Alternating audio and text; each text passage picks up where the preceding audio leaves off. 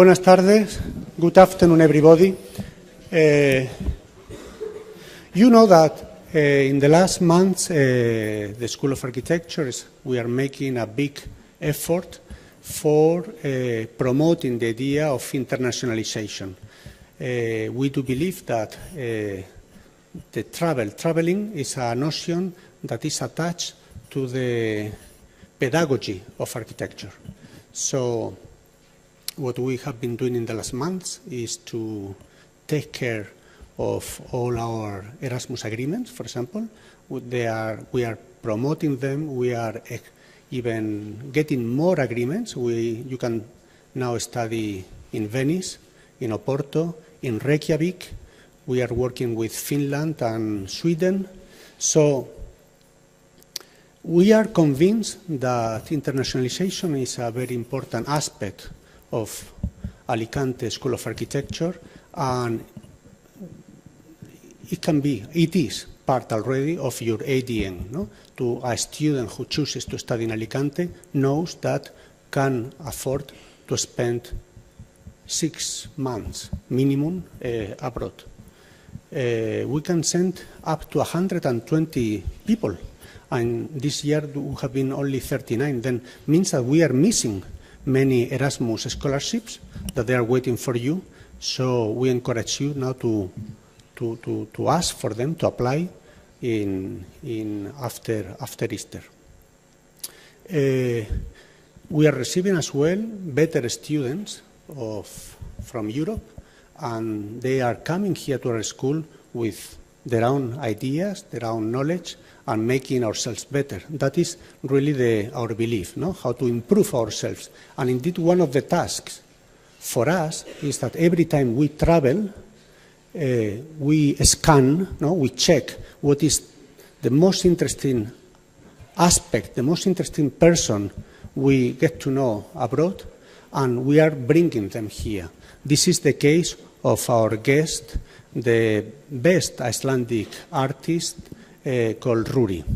It was before Christmas when we organized a field trip with the master students. We went to Iceland, and of course in Iceland we went to see the geyser, we went to see waterfalls, we saw the northern lights, Aurora Boreal, and of course in the list, compulsory list, it was the work of Rúrí, who attended us in a very generous way in her office.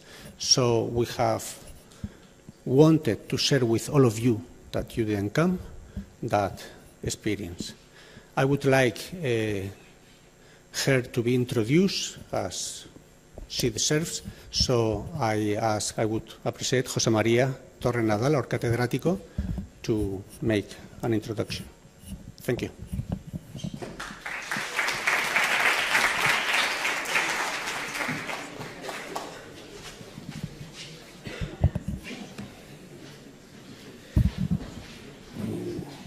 Bueno, seguiré con el inglés.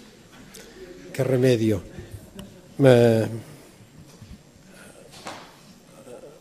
In order to introduce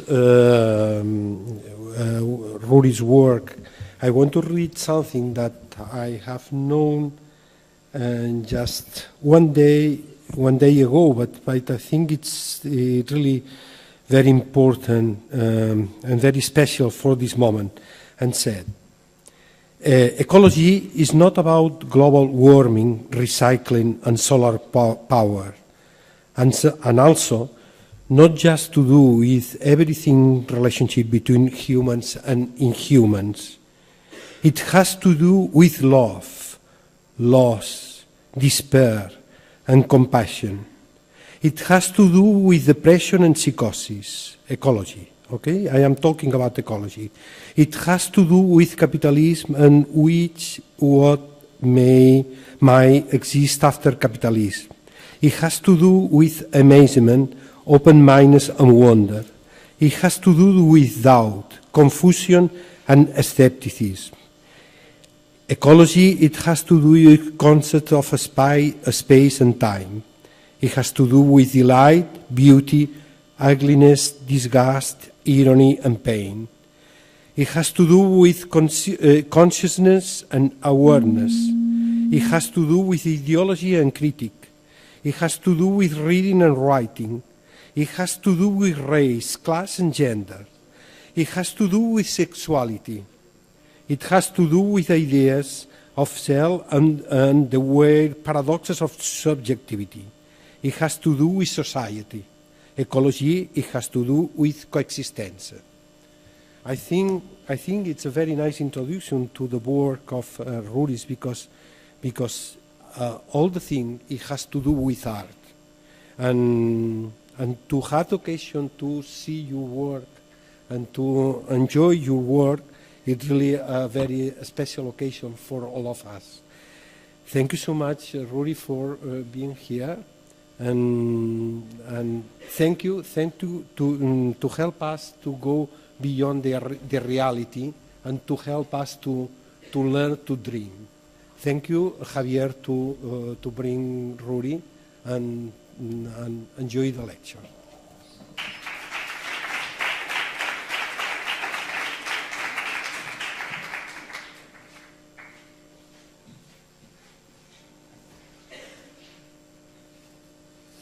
So I have to turn me on, I understand.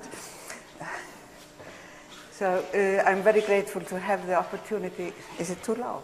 He will have to come here, and for the first time that I am in Spain, it has been my hope that at some time I have the opportunity to come here.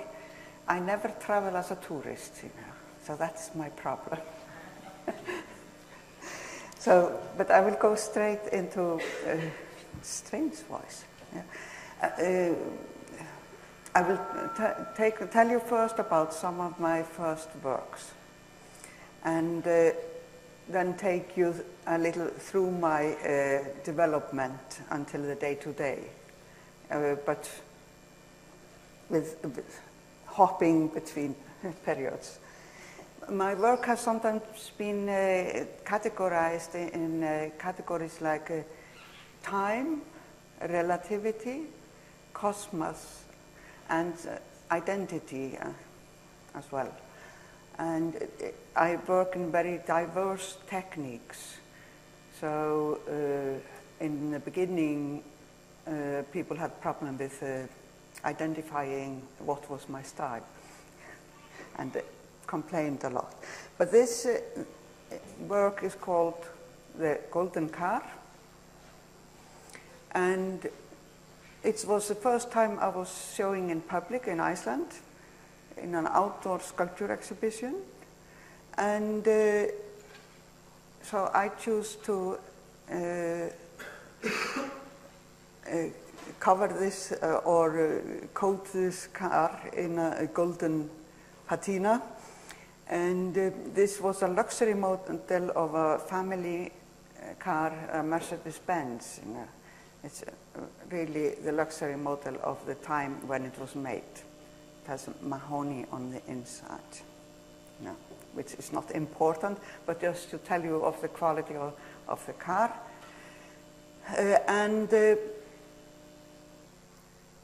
So I just show you the next slides. 1 week after the opening of the exhibition, it was advertised on the spot that there would be a performance later that day. And I started by spreading coins over the car, like a religious act. And after that, I knelt in front of it, but then I jumped up, shouting, "You car, I will not be thy servant." And that's me on the left-hand side in a checkered shirt. So I started to hammer the car, and then I had assistance from members of the audience who were very willing to assist in this act. And well, that was the end of the performance. I was already stopped myself.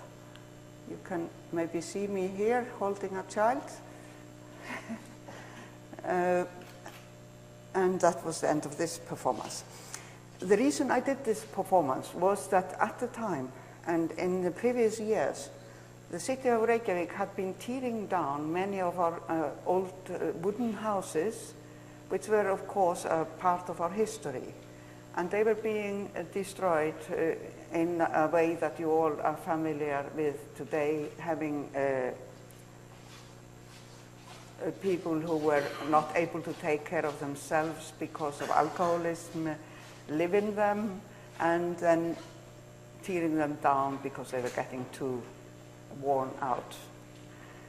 And yes, that was my first entering on the art scene in Iceland. I instantly became world famous in Iceland. This work is when I went to Holland, the Netherlands, to do my academy study, and there I was getting more and more aware of the global, how do you say, regarding the world as a globe, as one globe, and not singular countries. And I was writing to people all around the world, asking them to cut up a piece of turf. I'll show you the next one. So a piece of turf with the soil and a photograph of the sky above. So the idea was to see, oh, come on, what's going on?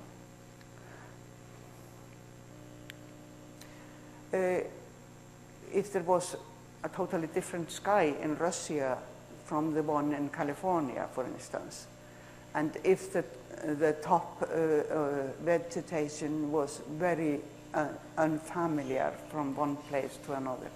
In the time when it was collected in 1978, they were all green, but now they have turned this brown color. And then I don't put any marks on the map, but it's important that it is a geological map and not a political map.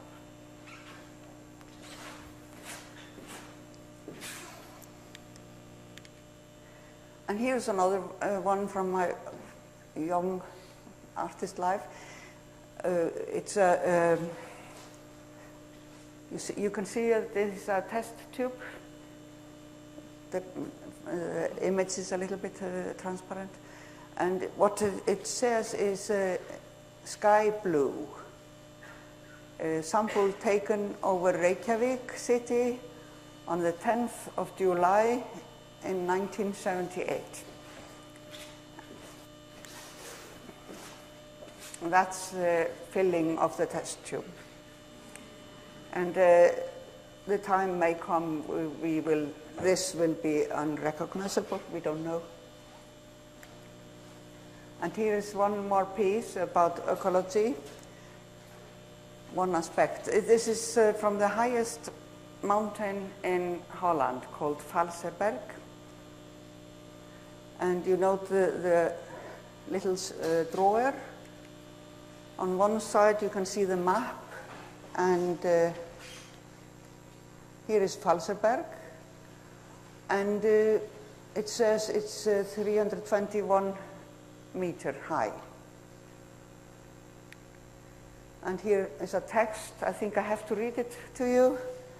It says, homage to Holland, assuming that every tourist that climbs the Valserberg brings one small stone from its top to his house as a souvenir.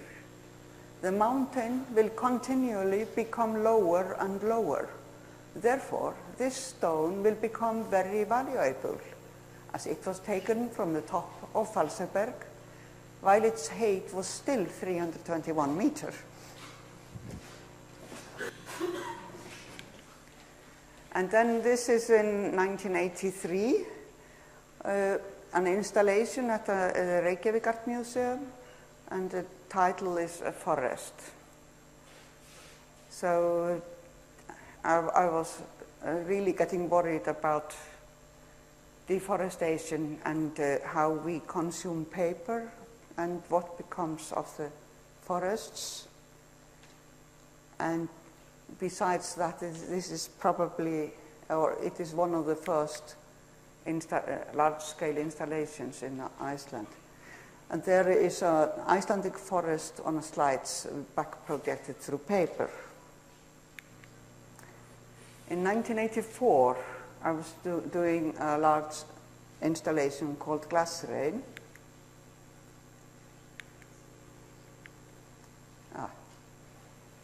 Here we go.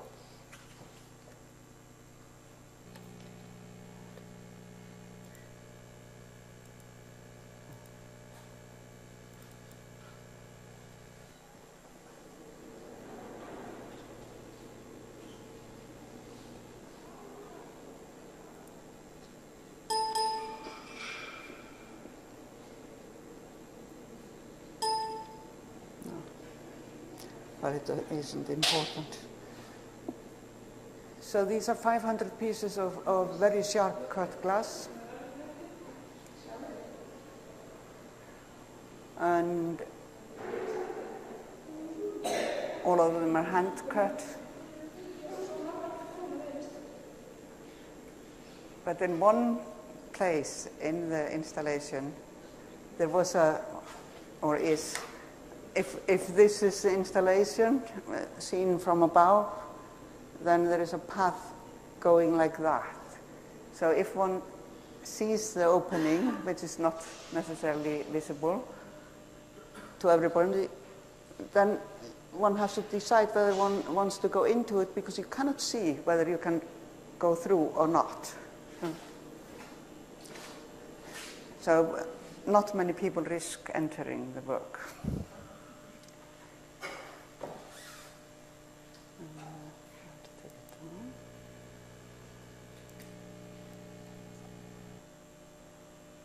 Come on, this is not.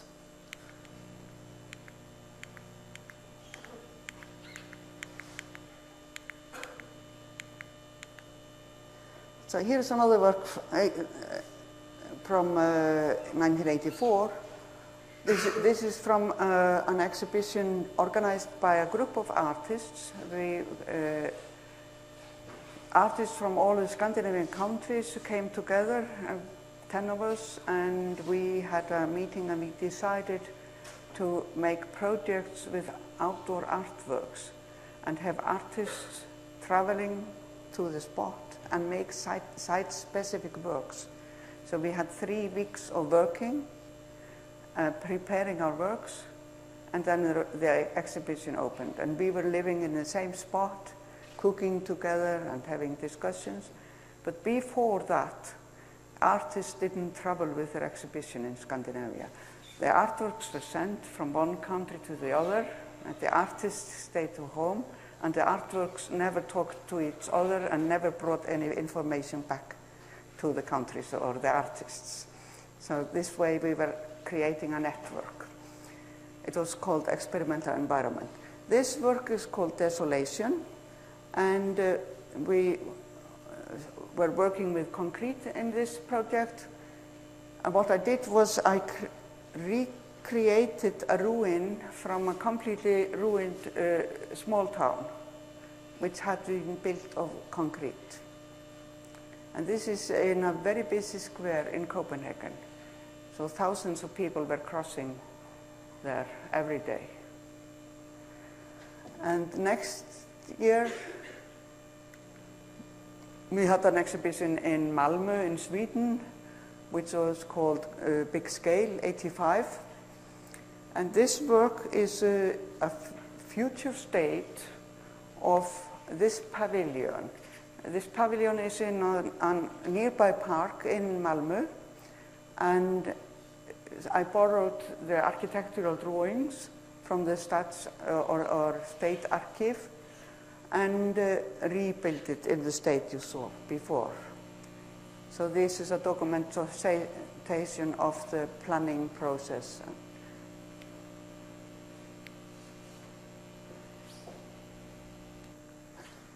And here is one more. This one is from Helsinki.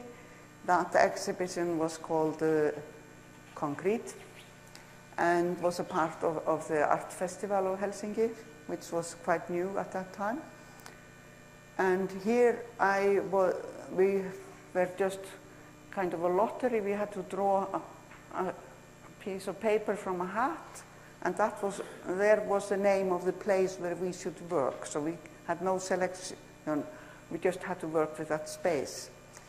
And when I visited the space, I don't know if you can see it. Actually, the house at the end of the street was so dominating, totally dominating the area there, that I was thinking, this is ridiculous. No matter what I do, the house will take all that attention. So it's no use doing anything there. But then I kind of was thinking, well, if you can't beat them, join them. Or better take the bull by the horns and start working with it. And this work is the corner of the building rebuilt in 2 future stages. And the title is Time Concrete.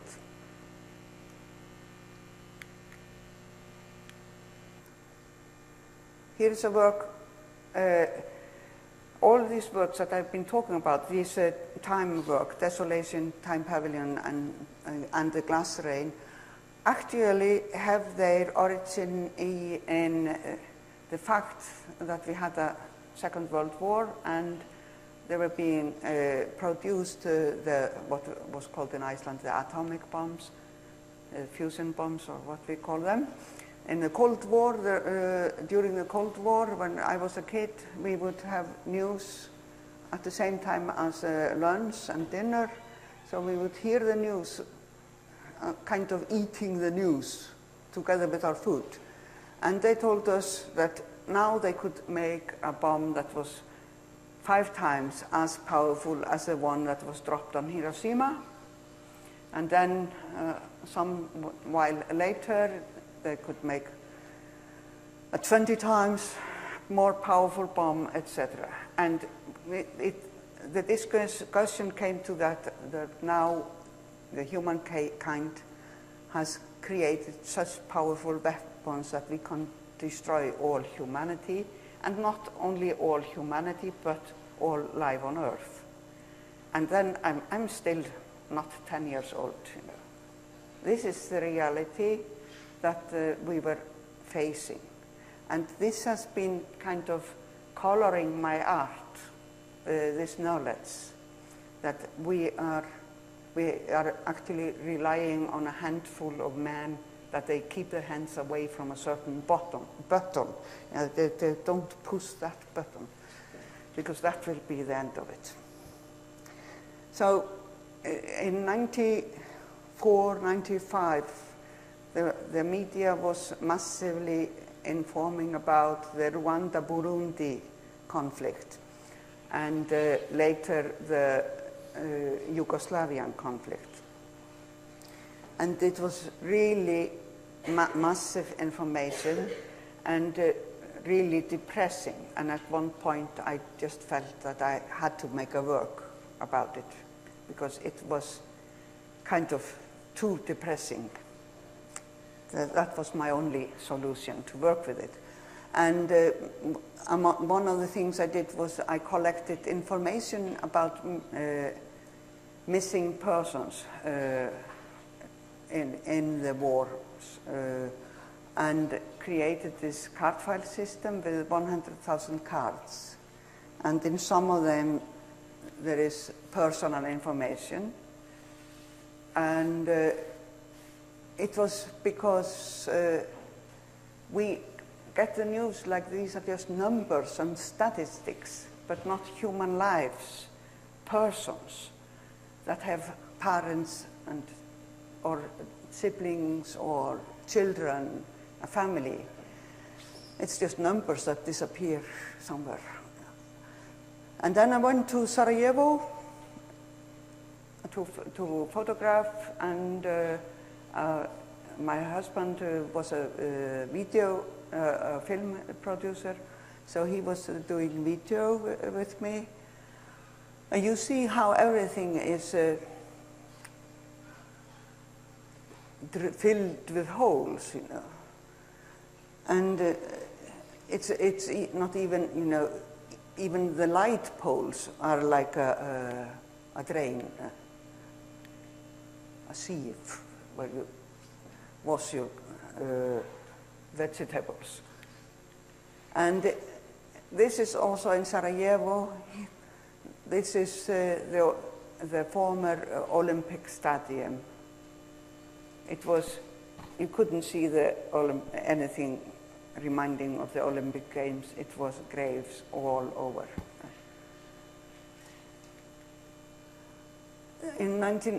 I had an exhibition called Paradise When. With this work that I was showing you is all from a huge installation, 500 square meter installation, which was called the Paradise When. I'm not going to show more from that because it's so depressing. I don't want to depress you at this stage of your education. So this one has the title Directions, and it was an outdoor exhibition in Iceland. And each binocular or monocular is pointing in an exact direction. And here you can see one direction. It says 10,360 kilometer Mozambique. The others were pointing to Palestine, Sierra Leone, and one more, which I don't have it in the mind at the moment. And here is, at a certain point, I started to compare violence against human beings to violence against nature. And then I was, in 2003, I was invited to exhibit for Iceland at the Venice Biennale. And this is the work I created. And every frame is a photograph of a waterfall. And it's transparent. And when you pull out the frame, one can, come on. One should be able to. Here's a video. I hope it plays.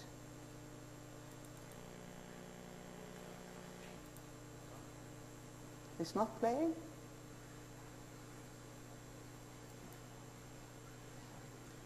No.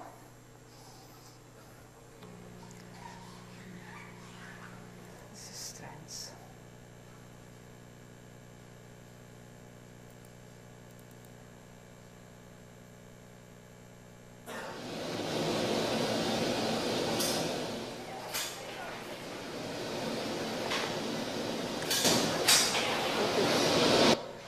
What is happening? You know this? It's a video, isn't it? I don't. Which one do you want to? This one? Yeah.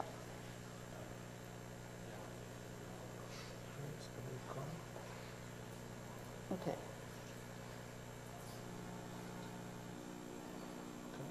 Okay. And how to make it on the full, yeah. How to make it done? And I guess.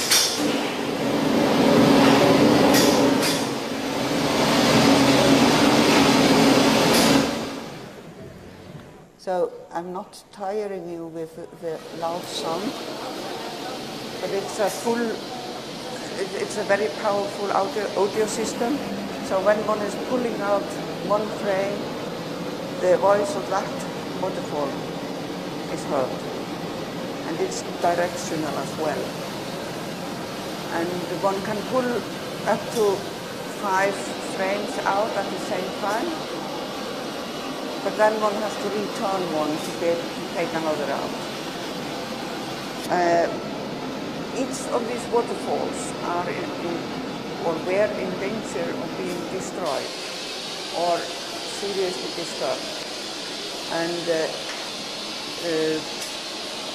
since that exhibition, almost half of the waterfalls have been destroyed or seriously disturbed. And the remaining ones are still on the visiting list of the electricity company of Iceland. So I think that is enough of this.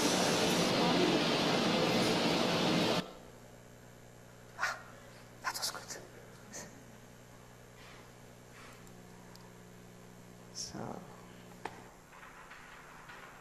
it always jumps to the beginning.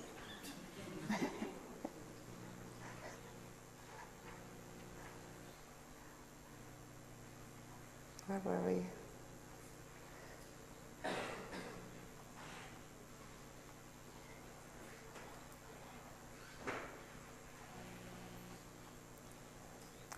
Oh, yeah.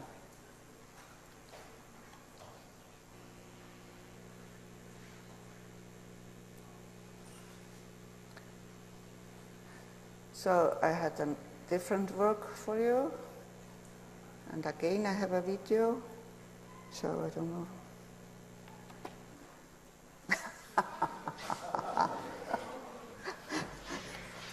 You are joking. Okay, go directly. What? Here. Yeah. Okay. Yeah. No.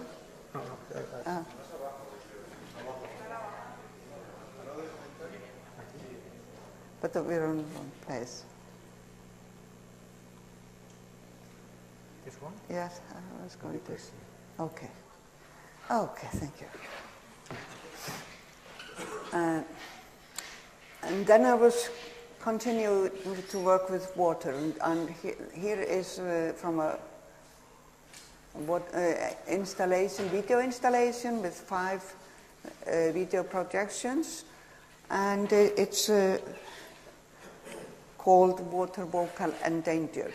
I call it the voices of the waterfalls because I decided to work with waterfalls because for me they are the strongest expression of water in the nature. And for me, the waterfalls are like personalities. So their sound is like their voice. And that is what I was doing here. I suppose I cannot have the video on here, or what? No? Yes? So it's a short video from that. The sound is very powerful. I'm not going to tire you with bringing it all the way up. No, come on. I'm no friends with that computer. But anyway, you had seen a little bit of it. Really, the sound is so powerful, you can feel it in your stomach, you know, it goes like that. And the best critic I ever got from that artwork was a man took his 5-year-old daughter there, and she didn't want to come out immediately, so he was talking with a friend, and after a while she comes out and says, Daddy, I went into the waterfall and I didn't get wet. So that's the best critic I ever got. You know. This is another work called Mining. It is a showing of the photograph that you see here is of a waterfall called the Magic Waterfall or Magical Waterfall. And what you see is that it goes through a paper shredder. And there is an automation on it, a sensor, so that when somebody approaches the work, coming closer to it, the threader starts working. But there is a random element in it, so it doesn't thread always the same length, but some length, and then it stops by itself. And what I am thinking about in this work, because this work was at that time sinking into a huge reservoir on the east, in the east highlands of Iceland. There was the reservoir is, I don't remember the size of it, but the dam is 190 meters high in height, and in the process of making this dam and the electrical power plant it is built for, about 100 waterfalls were destroyed. And this is one of those waterfalls that at the time of the exhibition was halfway sinking into the reservoir. It's gone now. And what I wanted to show is that even though we don't know that we are having effect on nature, we do. And we may, even if we know we are having an effect, we do not necessarily know how much effect we are having, or how great effect. And here is another work also about ecology. At the time I was preparing this exhibition, there was very much in the news the new ecology, the new eco-fuel, biofuel, made of corn.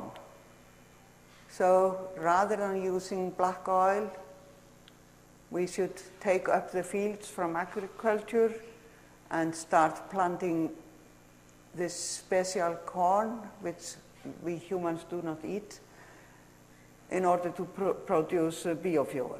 And the biofuel doesn't pollute when it burns, or what? You tell me, I think it produces just as much carbon dioxide as any other fuel. Well, the title of the work is Existential. Here is water, clear water, drinkable. And here is fresh air. And my question is, we already, many places of the world, we don't have drinking water. We have to buy bottled water or save water to drink. When will we have to start buying our oxygen bottle for the day?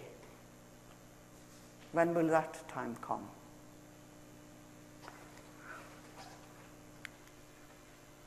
So now I go to lighter elements called relativity. And I always, actually from the beginning as an artist, I wanted to make works about ethical values. But I couldn't find a way to or translate ethical values into material and form. And when I was at college, the teachers were imprinting scientific thinking, and you have to be able to prove that something exists through making an experiment in a laboratory, and then you have to be able to repeat the experiment with same results. How do we make an experiment with parental love, which we can repeat again and again? How, or love of a couple for one another, or any other ethical value? And so it took me 20 years to find or stumble onto a solution for this problem. And that was when I was thinking about something totally different in my studio. And I'm one of those who thinks with their hands. You know, I always have to have something in my hands. And at that time I had a measuring folding measure 1 meter in my hand. So while I was looking out my window and thinking about a problem, I was folding with my hands. And suddenly I just look at it and I see I have made a geometrical form, and it's with the meter, folding it. And then suddenly, you know, I had a solution. Because the meter is one of the instruments we use to measure results of experiments. And if the instrument itself can have many appearances, then why cannot the subject itself have many appearances, different appearances? And each of these is exactly 1 meter. I never take them apart. I just fold them, and I decided to limit my research to geometrical forms that close on themselves. There's one exception I allowed myself here. So each of them is 1 meter. All the works I have made in this category have a title exactly what they are. This is a square meter, 13 centimeter on its length. This is 5 meters. It's a cubic meter. 20 meters. What was this? 7 meters, I think. 4 meters. But it is a tetraeder as well. And this is from an exhibition. This is how I exhibit them, with a lot of space, you know, because ethical values have a lot of space. And this is the cubic meter, the first cubic meter. As you can see, they are 1 meter on each. It's also 1 meter on this length. So, yeah. Anybody have a problem with that? Then please raise your hand. So if the one I just showed you, the yellow one, is a cubic meter, then so is this one, because it's exactly the same size, this one and this one. This is just, I'm trying to be a little architectonic here in my work, no, showing you something that you might find working in nature. This is from the National Park in Iceland, Þingvellir, one of our most sacred places. And this is a work called Moderation, and it is it swings on the central point. If the wind is blowing, it starts swinging, and then it goes back into balance. So it was an exhibition with the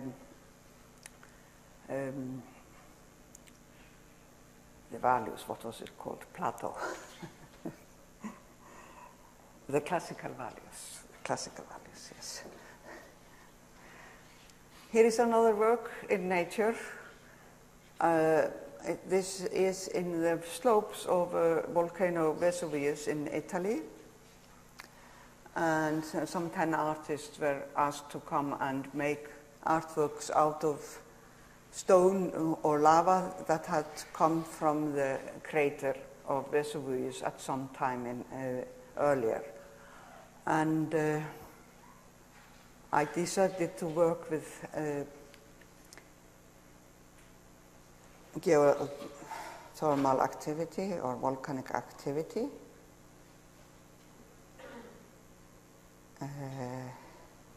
Now I have to go back into that.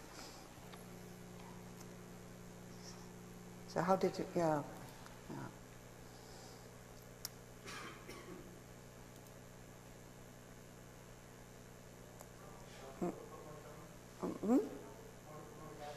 More down? This one?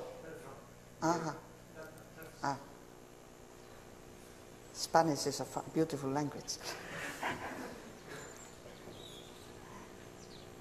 Terra vivente e vivace. It's a mayor of Ercolano. So on the platform, I wrote the names of all volcanoes that have erupted in historic time, that is above sea level. So from all over the globe, I brought together in one place all the volcanoes, the whole family of volcanoes, because I see the volcanic activity of the Earth as one system. It's a family of volcanoes.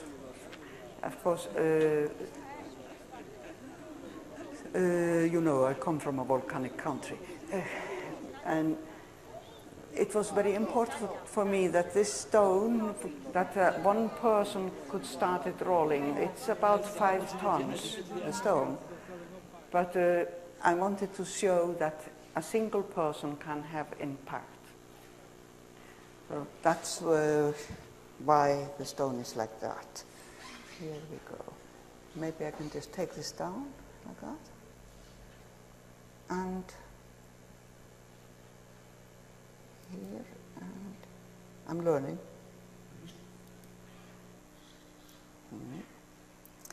One more. So this is from an outdoor installation in Munich, and in this one, Osram built these screens, double-sided screens with LED lights, and they invited artists to come and make artworks for the screens. It's called, the project was called 7 Screens. And I just show you this is strange. There was a little video here, so let's hope it plays. Yes, but I'm not going to have the sound on. This is really boring sound. No. How do you do that? Okay.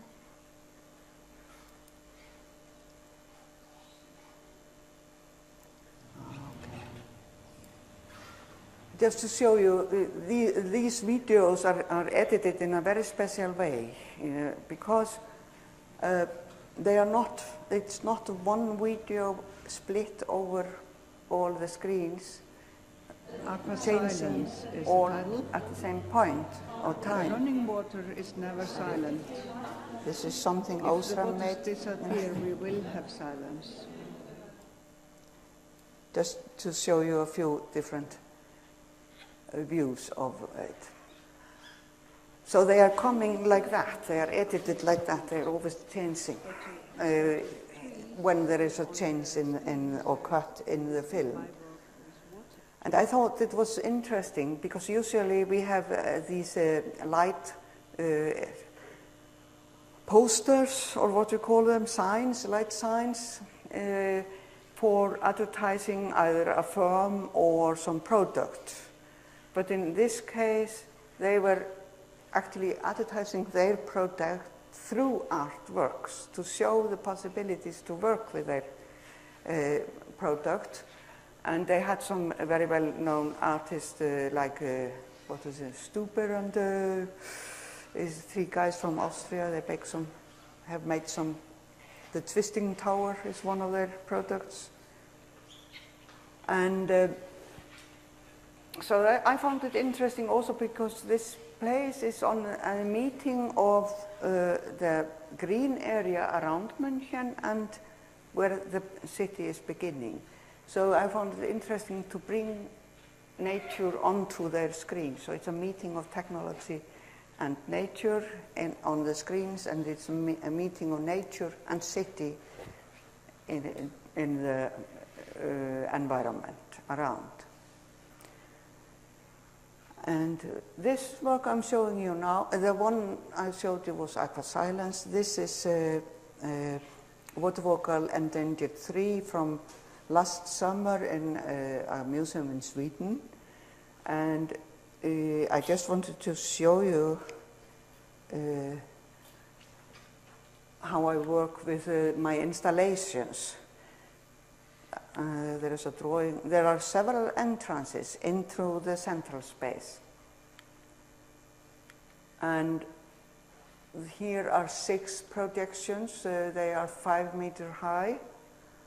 And there is this colossal sound, as you heard earlier.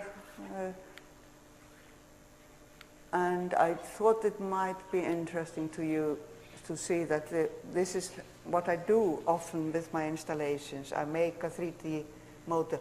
I have a very cheap, free program that I use to draw, but it helps me design the place. And what I found very interesting or important is that here is a security exit, so there had to be this corridor here, but I wanted it to be attractive. So the first images I showed you were from this entrance or corridor. And what the people could do is that they could walk in from here, or here, or here, into the maze. They can walk behind the screens, and the sound is, you can hear it here as a very soft sound. Immediately when one passes this line here, it starts to go up in volume. And when one has entered the room, it is in full volume. But as one moves around inside the installation, the sound is going up and down, depending on the movements of the people. And when nobody is in there, it again goes into this silent, or not silent, but quiet mode. So, it is, of course, computer controlled. Here is just from one of my most recent performances in Harpa House in Iceland. And I'm projecting both on the wall and on the floor. It's a vocal 7. It's called Founts. And it's about the lack of water. So here you can see part of the floor projection.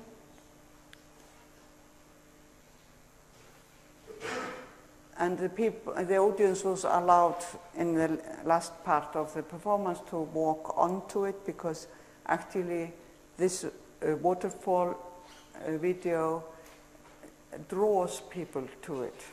People are compelled to walk towards it. It's really strange to see how it works. But again, this is a very powerful sound. This is from a similar performance I made in Ars Electronica Festival in Linz some years ago. And there I had massive information about the water problem in the world. So people came onto the floor and were reading the information or looking at the waterfall. And I can describe it to you shortly, or I can show you another video if you're not too tired. But the sound is quite brutal in this one. One of my last projects is called Future Cartography. Some years ago, about 8 years ago, I was starting to think about the global warming and how the sea level is rising, or supposed to be rising in the future.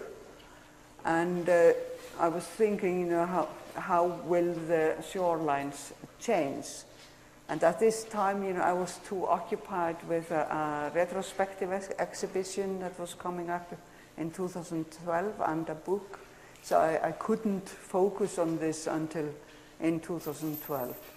And then I made these maps. They are based on NASA NASA geographical database.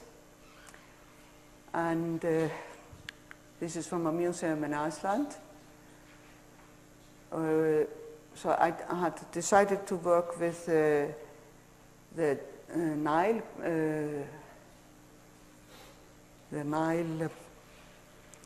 where it comes in to the lowland, and the Nile Valley, Bangladesh also here. What I am calculating is what scientists have predicted 67 till 70 meters heightening of the sea level if the east half of the Antarctica ice shelf melts. And we have to remember it's not only the ice that is melting because of global warming, but the sea water itself is warming. And when water is warmed, it expands. The average depth of the ocean is 3 kilometers. So unfortunately, I don't have with me or haven't looked up how much it expands per centigrade. But let's say it expands 1% per centigrade, just to have something to calculate.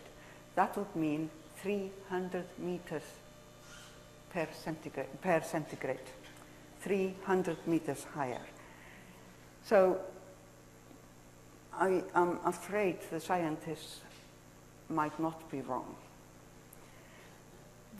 How long it will take, we don't know, but it's obviously is going faster than was calculated in 2010. That's what we know from the news. It was also amazing for me that National Geographic didn't write about global warming and heightening of sea levels until 2012 or 13. That's the first time they had a major article about it. And it's supposed to be an important source of information on nature. So we see that the Bangladesh Delta is the most densely populated area of the earth. And what we see here is all that is grayish here is this very densely populated. This is, here is the old or present seafront, but it would go up to here. It would sink the densest populated area of the earth, totally. And the same with the Nile Delta. It would sink under sea level. But I am moderate, so these are only calculated for 65 meters rise of sea level. So it will be worse if it goes like that, presumably. So that is the Nile Delta, the same. You can see how the present shoreline is here, but this is what happens if. And then I was invited to come to North America and show works there, and I made a map of the east coast of North America and the west coast of Iceland. So this is very interesting, I think, here. So I don't know how familiar you are with the geography of that country. I think that's supposed to be New York, or have been, Philadelphia. I never remember.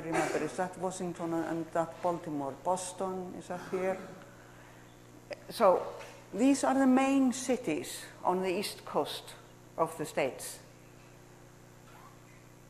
All the main cities of the east coast of the States. I didn't take in the Gulf of Mexico, which will be even worse, because I didn't have the space for a second map in the exhibition. And then we come to some lighter stuff. I have been fascinated by the rainbow, even from childhood.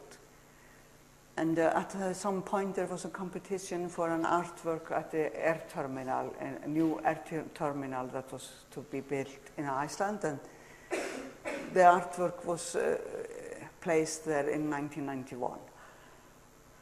So this is 24-meter high, stainless glass and stainless steel and stained glass. Sorry.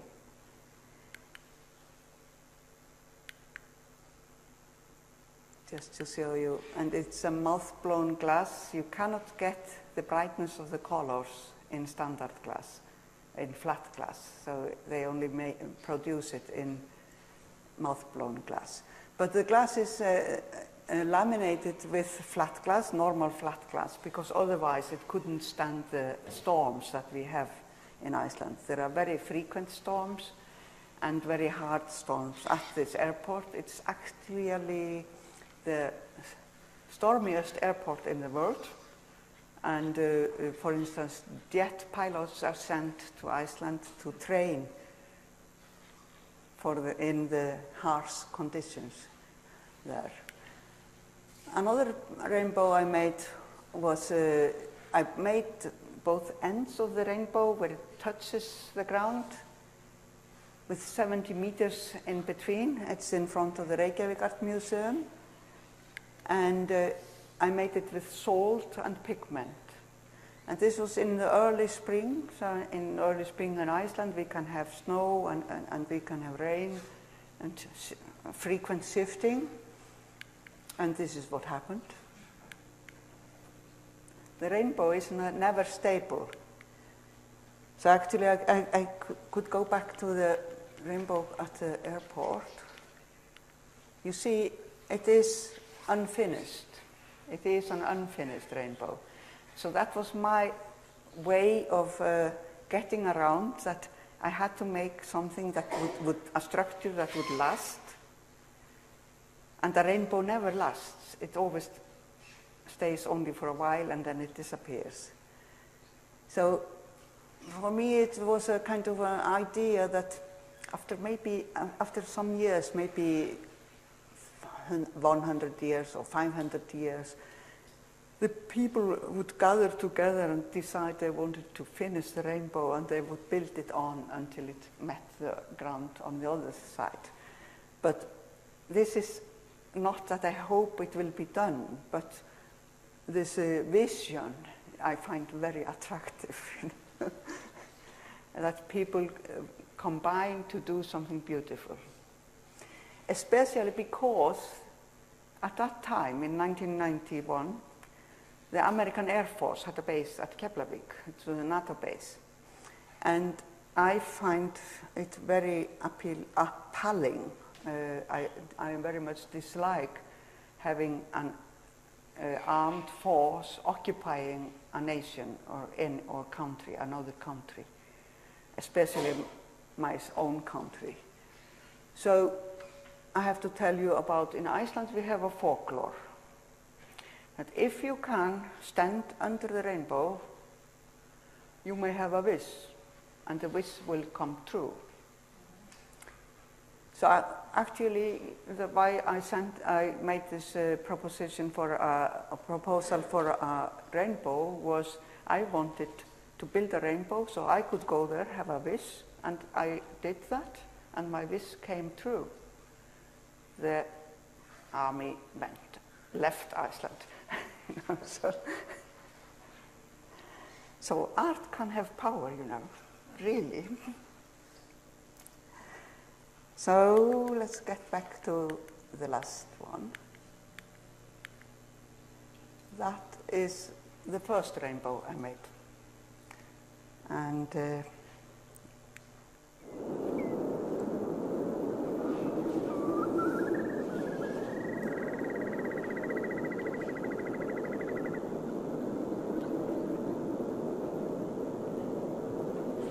center.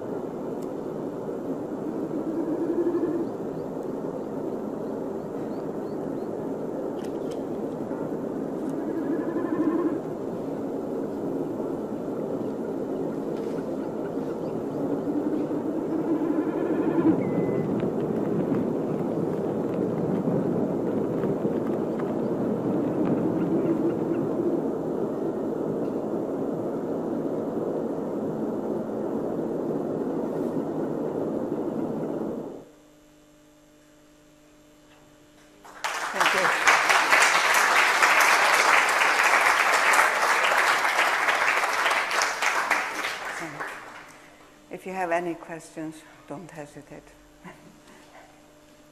I told you, students, that now is your opportunity to fire at me.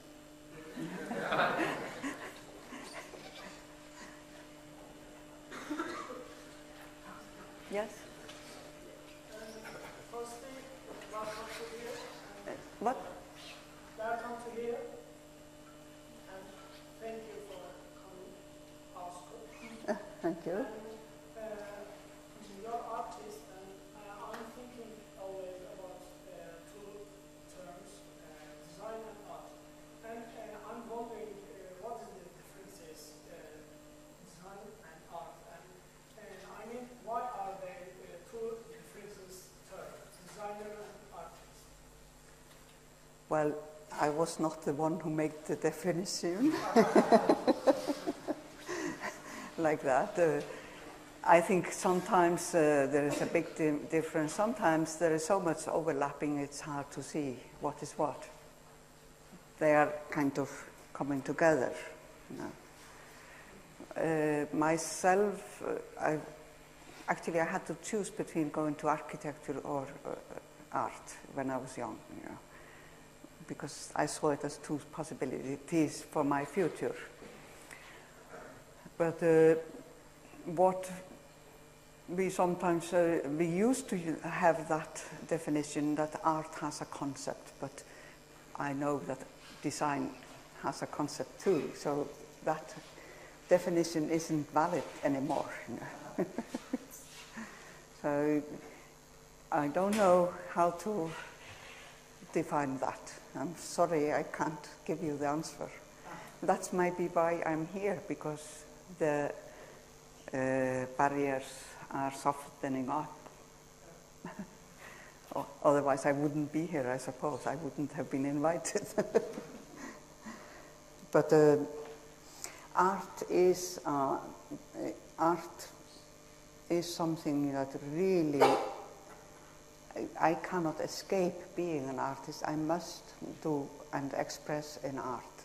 And I was lucky, I understood this when I was quite young, that this was my destiny. You know. We couldn't use that kind of words when I was young, because that was almost a blasphemy to talk about destiny. You know, I'm an artist because that's my destiny. You know. But nowadays, I think we are allowed to use that kind of expressions. And I think what I have been trying, because I often get questions, so I'm trying to define myself. I also question myself. So I was trying to analyze what is it that makes art for me, or me personally, and my art. And I think art is philosophy. And this philosophy is translated into material and form. sometimes emotions as well, if that explains anything. And then also, I regard myself as an observer, and I record my observing or observations into artworks. So I'm not a creator, I'm an observer. Yes?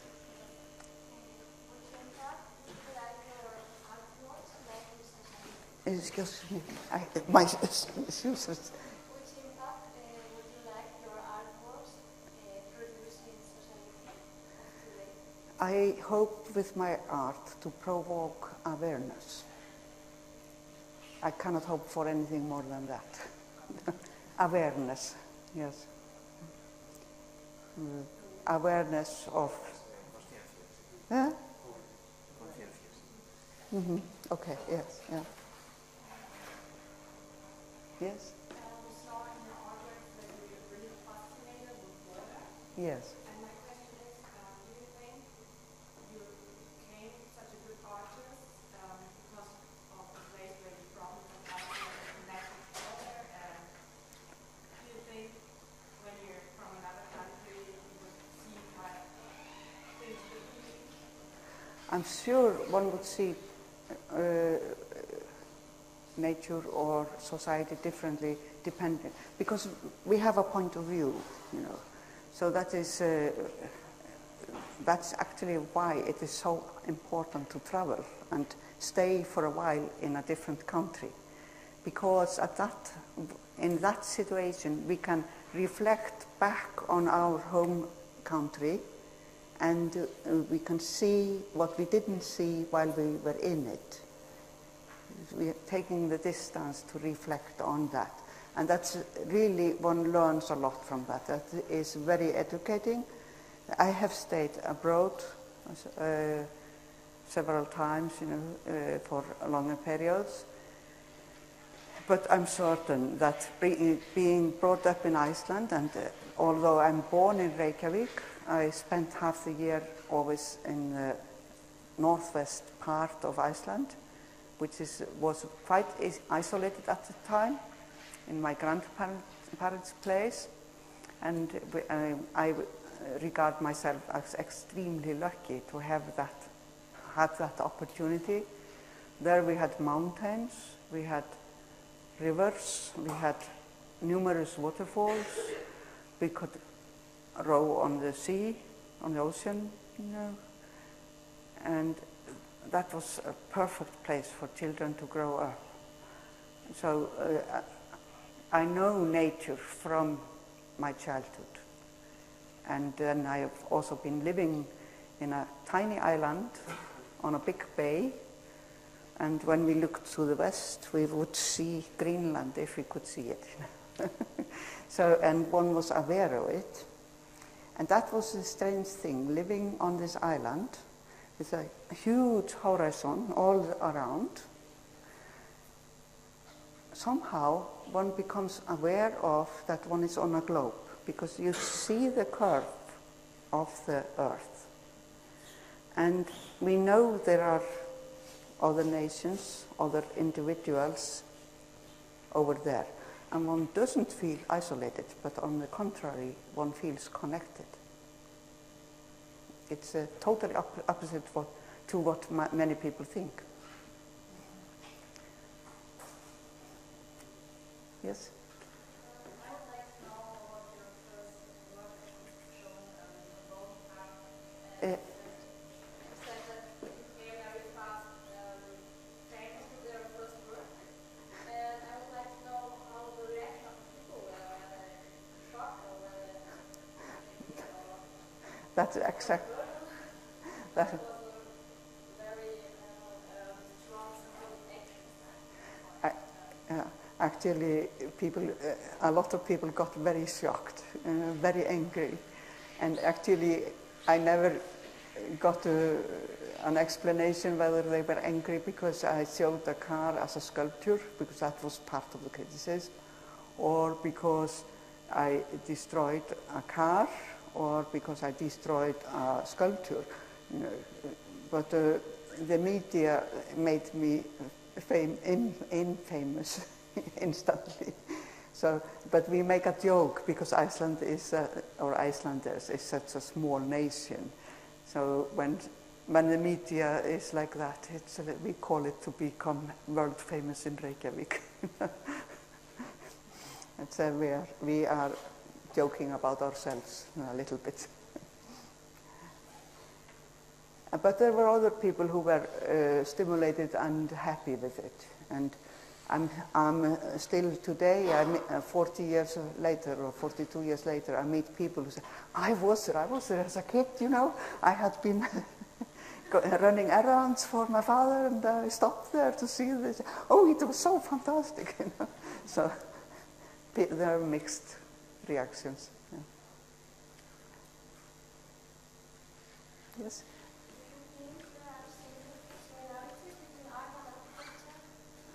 Yes, I was trying to show you that I design my pieces like architecture in a way, you know, although the architecture is a frame around the installation.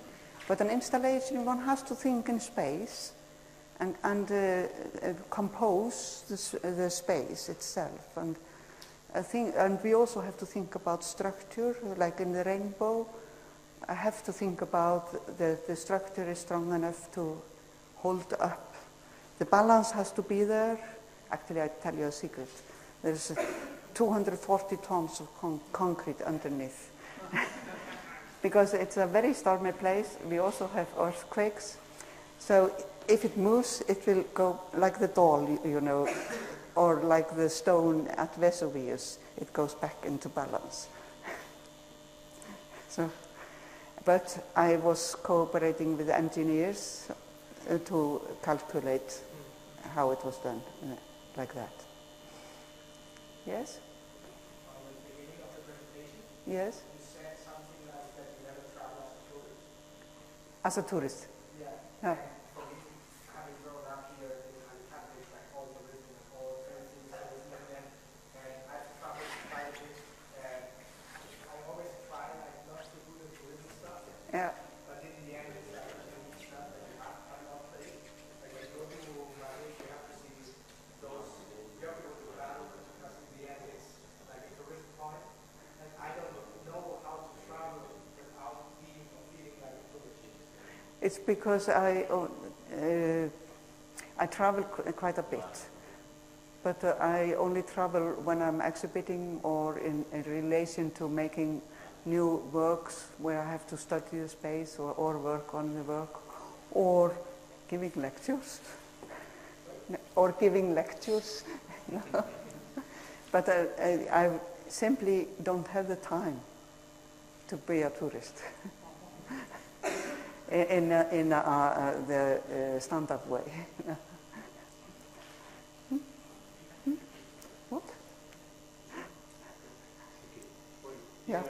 Thank you very much on behalf of Alicante University and Politécnica for such a fresh air from the north. Thank you. Thank you.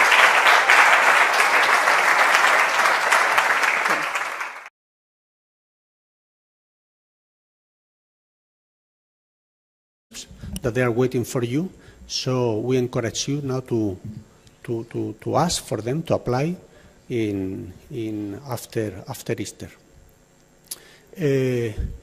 We are receiving as well better students from Europe, and they are coming here to our school with their own ideas, their own knowledge, and making ourselves better. That is really our belief, no? How to improve ourselves. And indeed, one of the tasks for us is that every time we travel, we scan, no? We check what is the most interesting aspect, the most interesting person we get to know abroad, and we are bringing them here. This is the case of our guest, the best Icelandic artist called Rúrí. It was before Christmas when we organized a field trip with the master students. We went to Iceland, and of course in Iceland we went to see the geyser we went to see waterfalls, we saw the northern lights, Aurora Boreal, and of course, in the list, compulsory list, it was the work of Rúrí, who attended us in a very generous way in her office. So we have wanted to share with all of you that you didn't come that experience. I would like her to be introduced as she deserves, so I would appreciate José María Torre Nadal, our catedrático, to make an introduction. Consciousness and awareness. It has to do with ideology and critique. It has to do with reading and writing. It has to do with race, class and gender. It has to do with sexuality. It has to do with ideas of self and the weird paradoxes of subjectivity. It has to do with society. Ecology, it has to do with coexistence. I think it's a very nice introduction to the work of Rúrí because all the thing it has to do with art, and to have the occasion to see your work and to enjoy your work, it's really a very special occasion for all of us. Thank you so much, Rúrí, for being here, and thank you to help us to go beyond the reality and to help us to learn to dream. Thank you, Javier, to bring Rúrí and enjoy the lecture.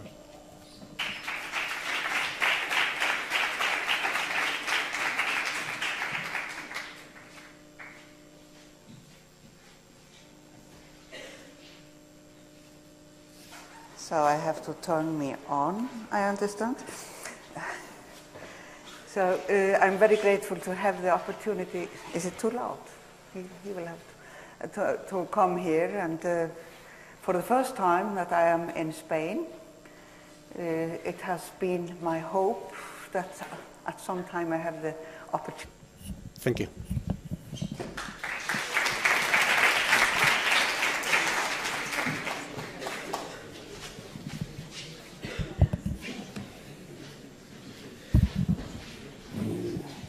Bueno, seguiré con el inglés. Qué remedio.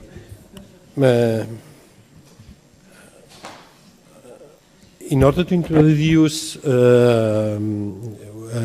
Rúrí's work, I want to read something that I have known just one day ago, but I think it's really very important and very special for this moment, and said, ecology is not about global warming, recycling and solar power, and also not just to do with everything relationship between humans and inhumans. It has to do with love, loss, despair and compassion. It has to do with depression and psychosis, ecology. Okay, I am talking about ecology. It has to do with capitalism and what might exist after capitalism. It has to do with amazement, open-mindedness and wonder. It has to do with doubt, confusion and skepticism. Ecology, it has to do with concept of space and time. It has to do with delight, beauty, ugliness, disgust, irony and pain. It has to do with opportunity to come here. I never travel as a tourist, you know, so that's my problem. But I will go straight into strange voice. Yeah. I will tell you first about some of my first works, and then take you a little through my development until the day-to-day, but with hopping between periods. My work has sometimes been categorized in categories like time, relativity, cosmos, and identity as well. And I work in very diverse techniques. So in the beginning, people had problem with identifying what was my style, and complained a lot. But this work is called the Golden Car, and it was the first time I was showing in public in Iceland, in an outdoor sculpture exhibition, and so I choose to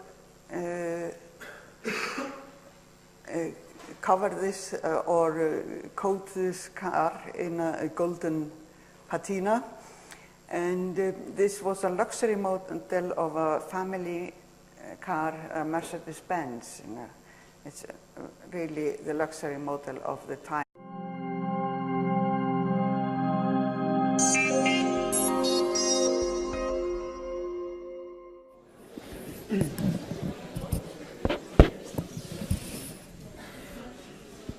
Buenas tardes. Good afternoon, everybody. You know that in the last months, the School of Architecture, we are making a big effort for promoting the idea of internationalization. We do believe that the traveling is a notion that is attached to the pedagogy of architecture. So what we have been doing in the last months is to take care of all our Erasmus agreements, for example. We are promoting them. We are even getting more agreements. You can now study in Venice, in Oporto, in Reykjavík. We are working with Finland and Sweden. So we are convinced that internationalization is a very important aspect of Alicante School of Architecture, and it is part already of your ADN. No? To a student who chooses to study in Alicante knows that can afford to spend 6 months minimum abroad. We can send up to 120 people, and this year we have been only 39. Then means that we are missing many Erasmus scholarships